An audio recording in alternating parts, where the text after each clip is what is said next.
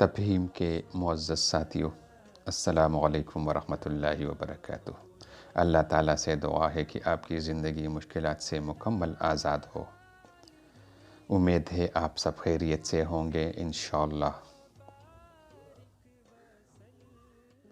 میں اللہ تعالیٰ سے دعا گو ہوں کہ آپ سب ہمیشہ خیریت سے رہیں، آمین۔ آئیے آج سے قرآن حکیم کی تعلیمات اور آیات سے زندگی کے مشکلات کا ازالہ کریں۔ ناظرین، بخار ایک عام بیماری ہے جو کہ ہر گھر میں اور ہر کسی کو بھی کسی وقت لاحق ہو سکتی ہے۔ تو بعض اوقات یہ بخار اتنی بڑھ جاتی ہے جو دواؤں سے کنٹرول نہیں ہوتی۔ تو آج ہم آپ کو ایک ایسا عمل بتا رہے ہیں، ایک ایسا وظیفہ بتا رہے ہیں جس سے آپ اس بخار کو کنٹرول کر سکتے ہیں جو دواؤں سے کنٹرول نہیں ہو سکتی۔ عمل کے دوران مریض سوتی یعنی کاٹن کے کپڑے پہنے رہے، کیٹی یا دوسری مصنوعی دھاگے کے بنے ہوئے کپڑے نہ ہوں۔